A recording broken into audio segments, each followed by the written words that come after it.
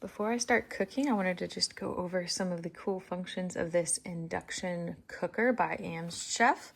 It's amazing for preparing meals. I love that it has its own temperature probe right here. You can take it off very easily. It even unclips from the pan if you'd like, but it will actually sense the temperature of the meat or poultry, whatever you're cooking, in real time. So that's very helpful and useful to know. And you don't even have to touch it. It can just stay right there in your steak or your pasta, pork, whatever you happen to be cooking at the time. It has a couple of very neat functions here. Of course, you never touch the top when it's cooking, but it fits a nice size pan on there. Make sure it fits correctly and appropriately. You've got a function button right here, then the timer, which is super nice when you're cooking and you have to step away for a moment. The plus and minus for the heat functions.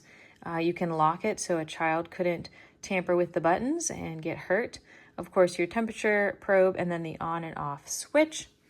Has a little note there about not touching the surface as well. This user manual is very helpful about which pots and pans work. I did the magnet test on this pan and the magnet stuck on the bottom of the pan, which means this induction top cooker is perfect for the pan.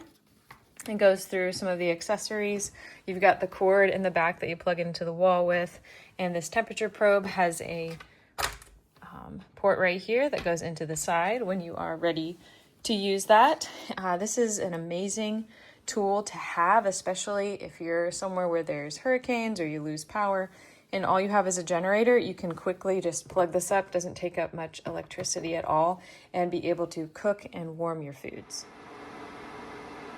This induction cooker has so many different modes. You can see right here at the top, and I'll go through all 6 of those as you're cooking. You can hear the little fan in the back if it's on or off.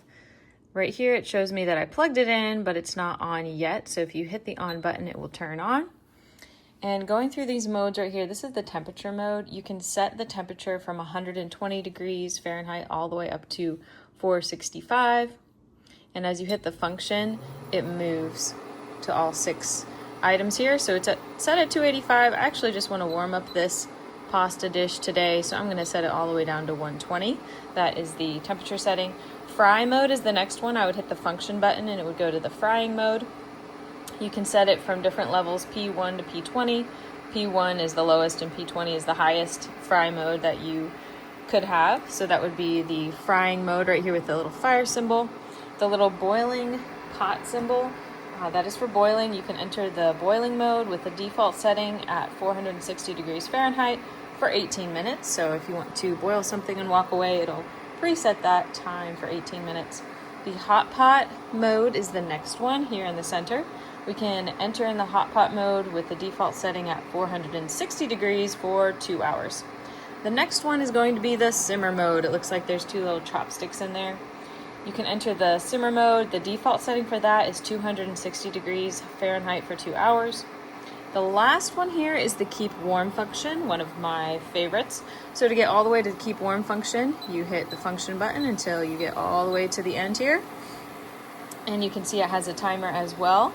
This will keep your food warm at the default setting of 140 degrees Fahrenheit, of course, for a total of 1 hour. You could change that as you go along if you need it to be longer or shorter.